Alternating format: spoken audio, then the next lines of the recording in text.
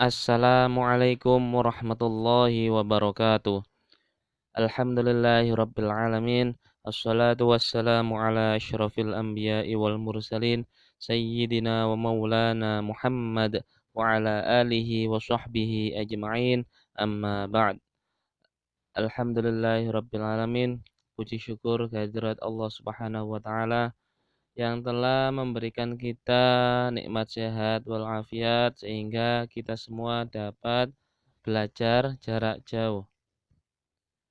Salawat serta salam semoga tetap tercurahkan kehadirat junjungan kita Nabi besar Muhammad SAW beserta para sahabatnya dan para keluarganya. Ya, untuk pertemuan kita kali ini kita akan belajar tentang prinsip pesawat sederhana pada sistem gerak tubuh manusia.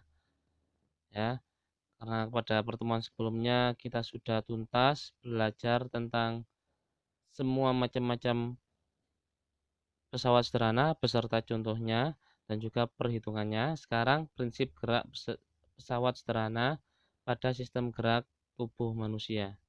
Ya, prasyarat untuk mempelajari materi kali ini adalah yang pertama sistem gerak tubuh manusia. Ya, sudah kalian pelajari di bab sebelumnya ya, yaitu tentang otot dan tulang.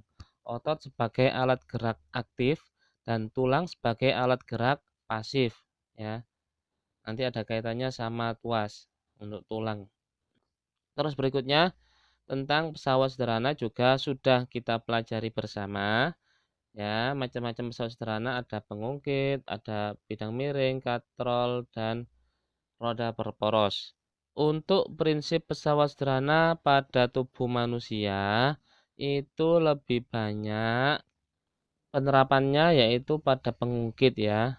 Jadi nanti kita akan membahas tentang pengungkit yang ada pada tubuh manusia. Jadi seperti itu. Untuk bahan ajarnya tetap sama ya. Jangan lupa untuk di-download. Oke, lanjut. Langsung saja untuk pengungkit. Pengungkit yang pertama adalah pengungkit jenis 1 ya. Ya, pengungkit jenis 1 cirinya adalah titik tumpu ada di tengah-tengah di antara titik kuasa dan titik beban ya. Jadi aplikasi dari pengungkit jenis pertama atau penerapan dari pengungkit jenis pertama yaitu saat kepala kita menengadah ke atas ya. Gerakan menengadahkan kepala merupakan salah satu contoh penerapan tuas jenis 1 pada gerakan tubuh manusia. Coba perhatikan pada gambar ya. Oke, di bagian sini ini kan ada tulang leher ya. Di tulang leher ini itu sebagai titik tumpu ya. Kalau kita kaitkan sama sendi, di sini ada sendi apa? Yang menghubungkan leher sama kepala. Ada sendi putar ya. Oke, ada sendi putar antara tulang aksis dan tulang atlas, tulang belakang sama tulang atlas pada kepala. Ini berperan sebagai titik tumpu. Terus otot yang ada di leher ini sebagai titik kuasanya ya. Dan bagian wajah ini sebagai titik bebannya. Jadi sesuai dengan pengungkit jenis pertama. Kalau contoh-contoh yang lain apa selain peristiwa menengadahkan kepala ke atas, nanti bisa dicari sendiri ya.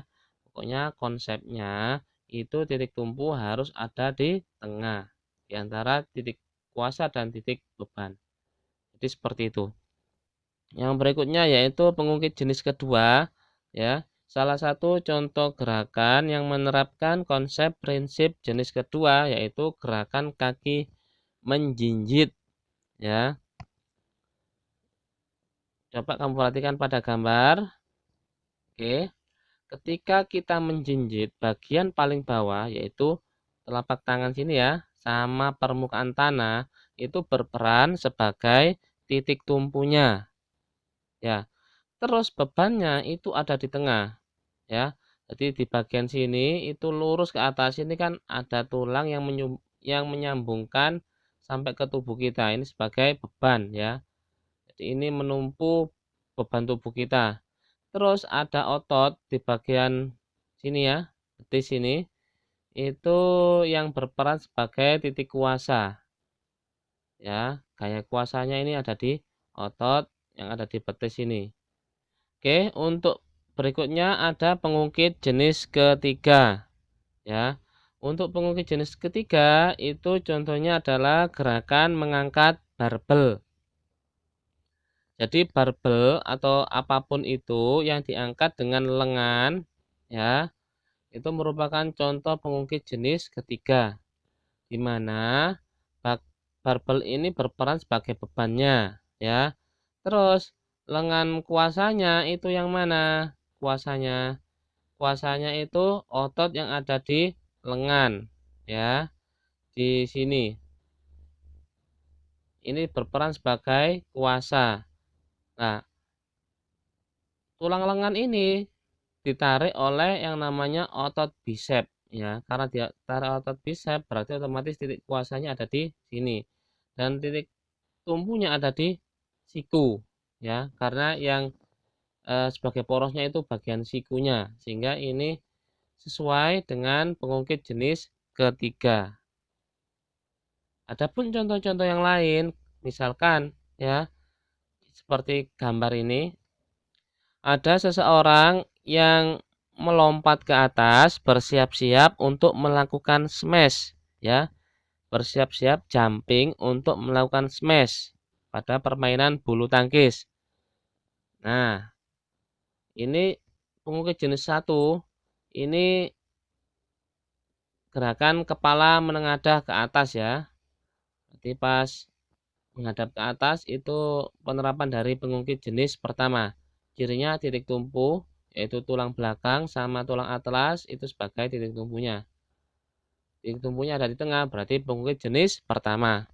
Terus ini posisi lengan, ya, yang memegang raket yang bersiap untuk menyemes, ya.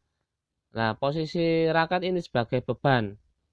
Terus ini lengan di tulang tangannya, ya.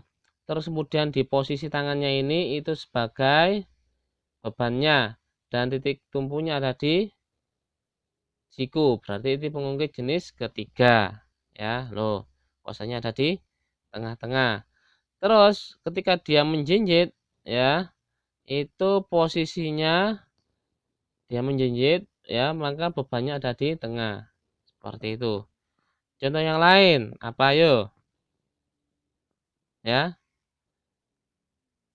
misalkan gerakan menyapu, ya. Ketika kalian memegang sapu sebagai beban, terus tanganmu sebagai kuasa dan sendi peluru yang ada di pundak, ya, itu sebagai titik tumpunya. Kamu bisa cari contoh-contoh yang lain. Nah, ya. Nah, untuk mencari contoh-contoh yang lain, kamu bisa mengerjakan tugas, ya. Kalau masih bingung silakan bertanya. Oke? Tugasnya silakan dikerjakan maksimal dikirimkan pukul 15.00 WIB. Nah, ini tugasnya, ya. Saya kira gampang banget. Tugasnya menganalisis gerakan berikut. Apa termasuk penerapan dari pengungkit jenis 1, pengungkit jenis kedua, atau jenis ketiga. Terus kamu berikan alasannya, ya. Gambar nomor 1, ini seseorang yang akan berenang, melakukan kuda-kuda, ya, mau melakukan tolakan, melompat dari posisi start menuju ke kolam renang. Ini termasuk pengungkit jenis 1, 2, atau 3. Terus yang kedua, ini adalah gambar pemain, ya, Lionel Messi, pemain sepak bola yang bersiap akan mengeksekusi tendangan, ya. Jadi yang perlu kalian perhatikan itu bagian kakinya ini, ya.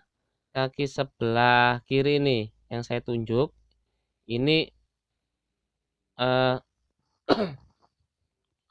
ini posisi kakinya ini menerapkan pengungkit jenis 1, 2, atau 3. Coba dianalisis ya. Oke. Terus yang ketiga, ini gerakan seseorang yang melakukan push up. Ya. Ini termasuk penerapan dari pengungkit jenis 1, 2, atau 3. Berikan alasanmu. Ya. Jadi langkah pertama, tentukan titik tumpunya. Titik tumpu itu berperan sebagai porosnya. Ya. Porosnya artinya dia hanya muter-muter.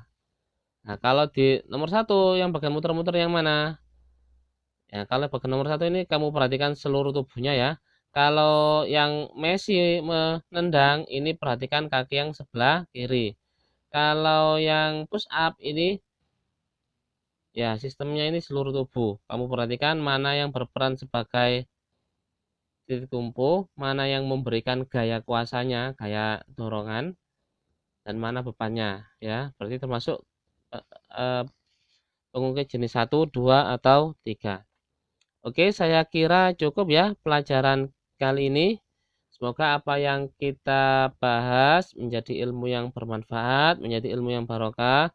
Akhiran, wabillahi taufiq wal hidayah. Wassalamualaikum warahmatullahi wabarakatuh.